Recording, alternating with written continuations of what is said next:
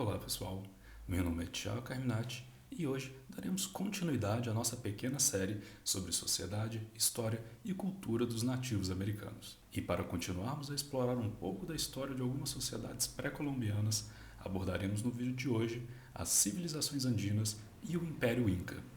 Porém, para começarmos a falar sobre essas sociedades andinas, é importante falarmos rapidamente sobre aonde elas se encontravam na América do Sul. O nome, Civilizações Andinas, já nos dá uma boa compreensão sobre o lugar em que podemos encontrá-las. Essas sociedades se desenvolveram e ocuparam diferentes regiões da Cordilheira dos Andes, a maior cadeia de montanhas em comprimento do mundo, com uma altitude média de 4.000 metros de altura. A cordilheira se estende de todo o litoral oeste da América do Sul, indo do norte do que hoje é a Venezuela até o sul da Argentina e do Chile. As civilizações que habitavam os Andes no período pré-colombiano foram múltiplas e se estenderam durante milhares de anos com diferentes sociedades, organizações, culturas e línguas.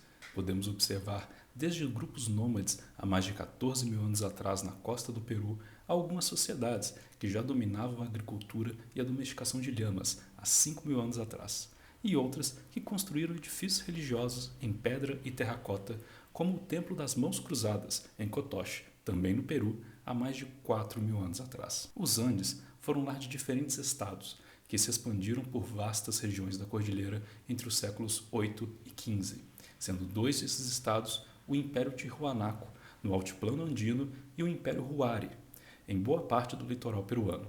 Esses estados tiveram forte influência cultural na região, tanto com suas grandes construções, rotas comerciais, como também pelas técnicas de agricultura, muito marcadas pelo cultivo em terraços, técnicas que são utilizadas ainda nos dias de hoje.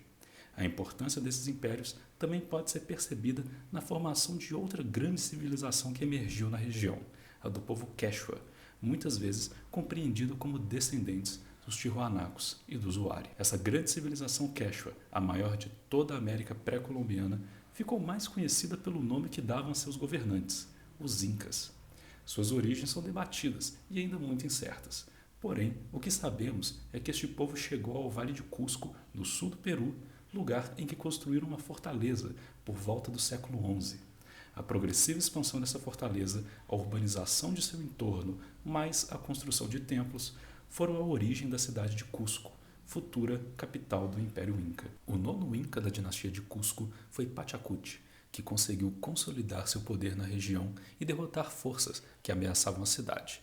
Dessa forma, Pachacuti foi declarado imperador, ou melhor, na própria forma como o povo quechua denominava esse novo título, o primeiro Sapa Inca, ou seja, o único Inca.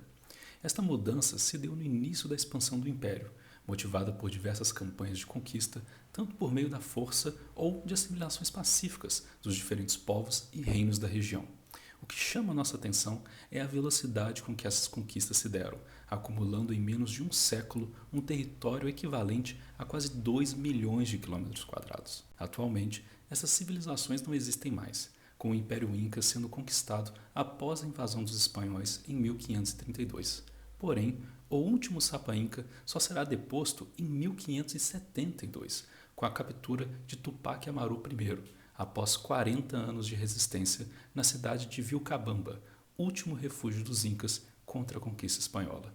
Apesar da queda do império, suas influências podem ser facilmente percebidas nos dias de hoje, em países como Bolívia, Equador, Chile e Peru, tanto nos costumes dessas sociedades como também nas múltiplas línguas faladas em ambos os países. A Bolívia é um dos melhores exemplos, uma vez que na própria Constituição do país podemos encontrar uma lista de todas as línguas reconhecidas como oficiais, sendo elas o espanhol, também chamado de castelhano, e outras 36 línguas, várias delas utilizadas por estas civilizações andinas, das quais falamos hoje. Fora os idiomas, também podemos citar uma bandeira muito utilizada pela população indígena do país, a Uipala, que tem sua possível origem datada por volta do século II a.C., porém só se popularizou recentemente, nos anos 70, durante manifestações de trabalhadores rurais e de comunidades indígenas. Assim como já falamos na aula passada, essas sociedades e culturas pré-colombianas não podem ser compreendidas como meras coisas do passado.